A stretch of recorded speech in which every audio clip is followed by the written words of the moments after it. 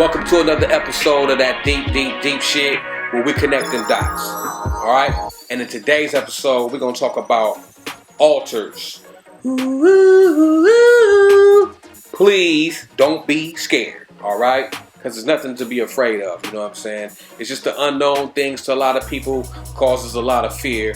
But that's part of why I make these videos to discard the fear out of a lot of things that people normally wouldn't talk about or normally wouldn't even think about.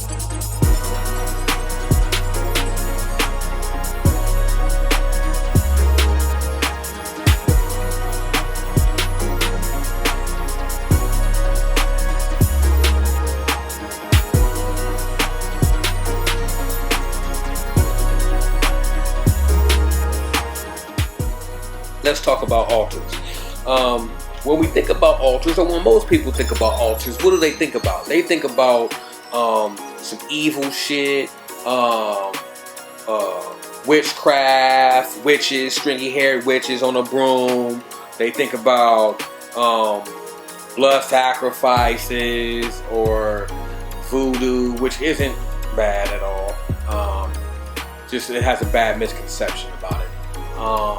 They think about wizards at a podium with a spell book, with a wand, casting spells. Okay? Speaking of which, wizards at a podium casting spells. We're going to touch on that later in the video.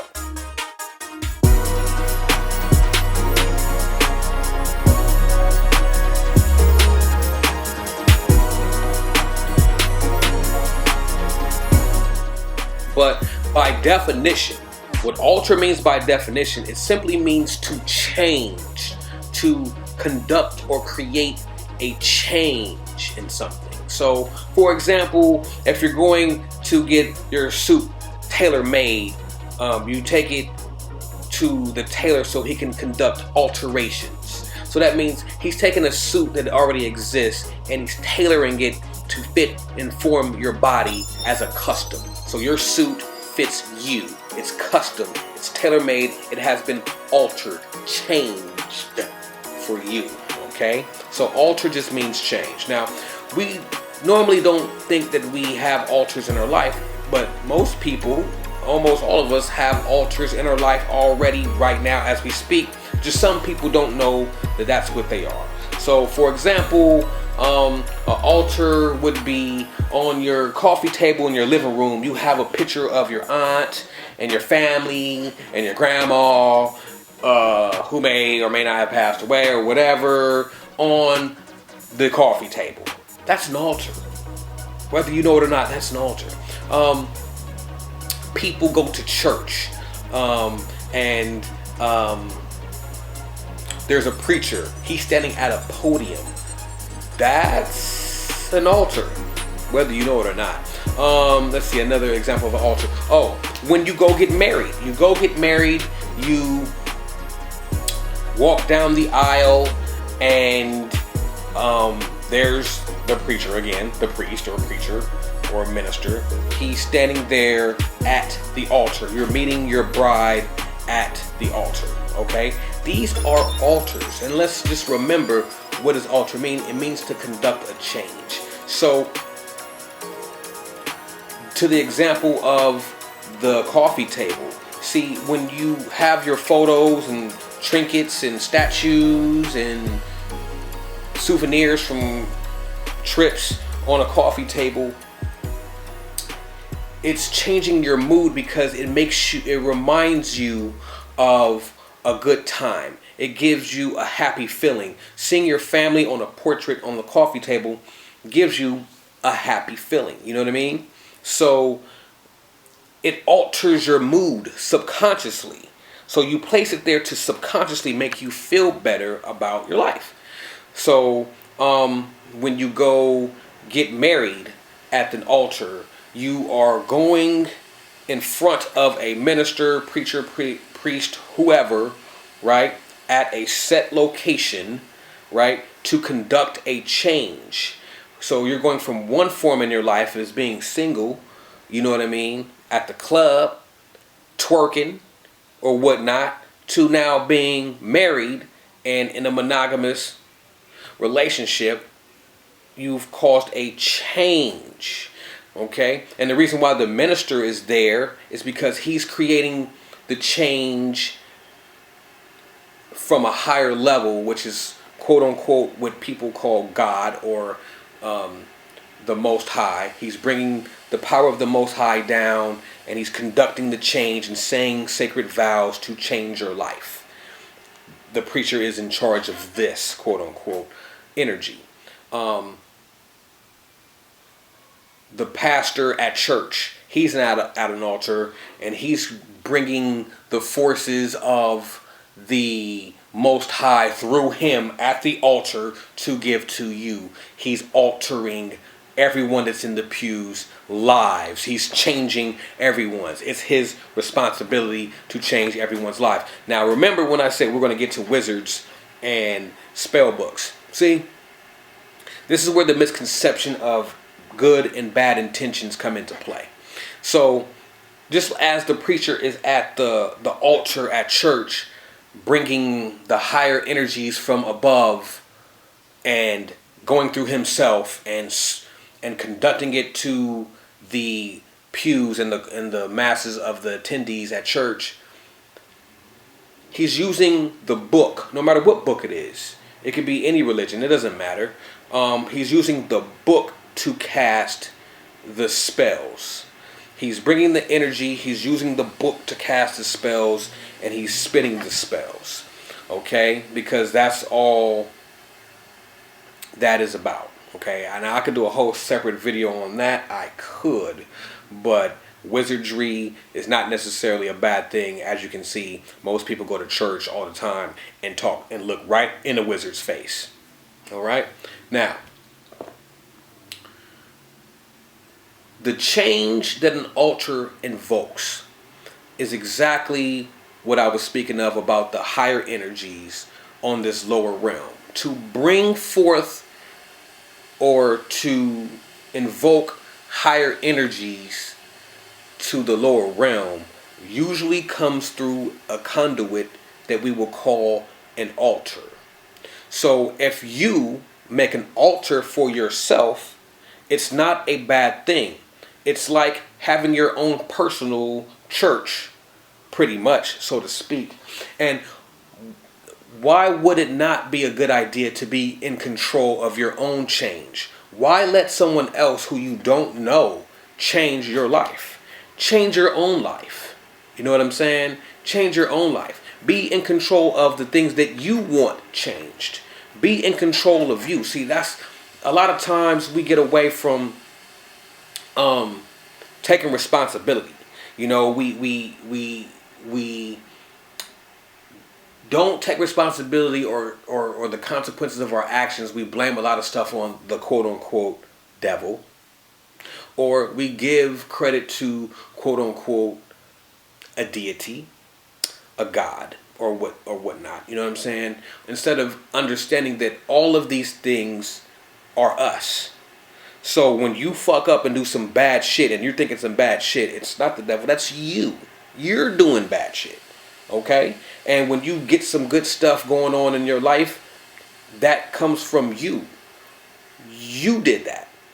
But we want to give credit to things that we've been taught to are the scapegoats or are the people responsible for things, okay? But in all actuality, all these things lie in you. These are your intentions. These are your energy balances. You know what I mean? Your personal God or your personal devil lies within you. And again, that's a whole nother video as well. But we'll talk about things to set up on your altar basically if you were to create an altar.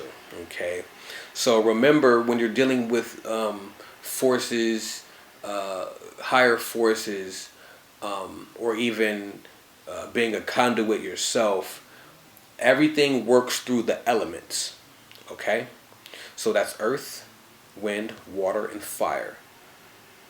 Soul consciousness can be considered ether. But you want a representation of all of these elements onto your altar, because everything works through the elements, okay? Because everything on this plane is either earth, wind, water, fire, or ether, if you understand what ether is. So as you can bring things down from the higher energies, you can also put things up to the higher energies through the altar. That's really how prayer should work. That's why you go to church. Church is nothing but a big altar. But you just don't understand. You can have your own. There's no need to go anywhere. Okay? Now, so you want to have representation of that. So as far as fire goes, you might want to have a candle. Okay? As far as wind goes, I might use an incense. I may use sage. I may use a number of things, but you want to have something that gives a representation of air or wind. For water, you might want to get you a very clean glass of water to sit onto your altar. Earth, you can use anything from the earth. You can use some earth, some mud. You can use a crystal, a rock, anything that represents the earth or whatever. Now, what makes the altars work is if it's personal to you. You know what I'm saying? If it's something that you find personal to do, or something that's personal, that has a personal attachment to you. You know what I'm saying? When you're dealing with the water on your altar, talk to the water. Love the water. You know what I'm saying? And put the water on your altar. Think positive things when you light the candle. Think about love and things of that nature. Same thing when you're working with the incense. Have these positive thoughts and make them personal to you. Or even when you're working with the incense, let it be an incense or something that has a smell that you like. That's something from your past or something like that. The more personal you get with your altar, the better the results will be. Also, just as important as the elements are, the 4 cardinal directions are just as important. So, not necessarily, but you can kind of play with it. So, north, south, east, and west also plays a part in the altars, and each element also corresponds with the direction. Okay, so play with that as you will. I have a couple of different things on my altar. I won't go into all that here, but I will say if you put a food that you like, you know what I mean? A food from your childhood. It could be Cracker Jacks, Lay's potato chips, anything. These are the things that help knowledge or wisdom or things funnel in from the Akashic records or the Akasha or the second dimension to get a lot of information that way. Another thing about the food, because of the food represents earth because of what it's made out of, and it also represents air because of the aroma that the food may have. Okay, so you may have had a grandparent that passed away who liked pecan pie or something. You know what I'm saying? If you put pecan pie on your altar, this is a way of keeping a close connection with relatives that have passed on as well. And if you ever want to talk to your relatives, or if you ever want to communicate with your relatives that are passed on, they're not far from your heart. They're always here. And how you open that door, and how you open that connection, you actually do real work. See, and that's the thing. Like, people don't know how to pray. We're just told to pray.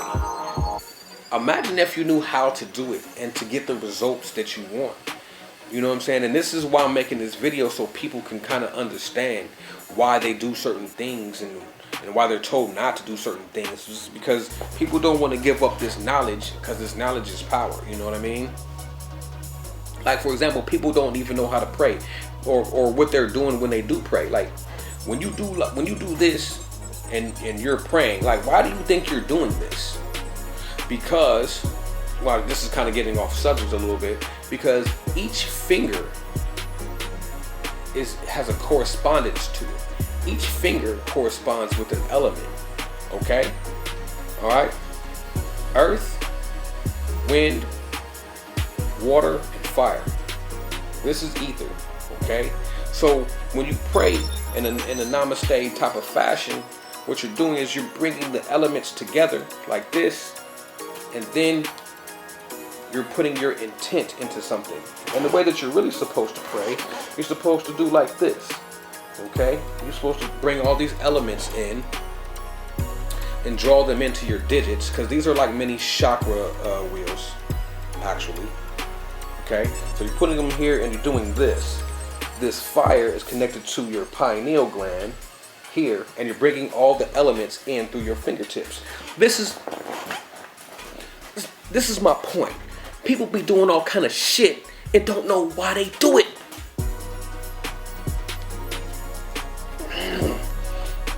Okay.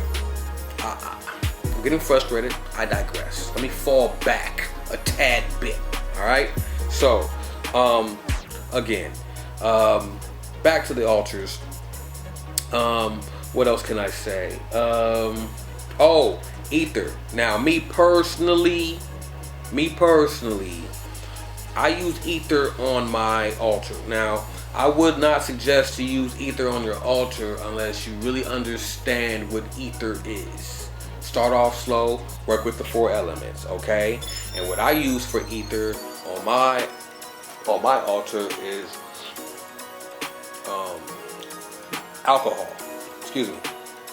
Drink some vodka, some Syrah, okay? I'll pour it up on the altar, okay? Reason being is because alcohol represents all 4 of the other elements, okay? You can light alcohol on fire. It's a liquid. It can evaporate, okay? You can solidify it to a point, kinda, sorta, if it's frozen. But you can't really freeze alcohol though.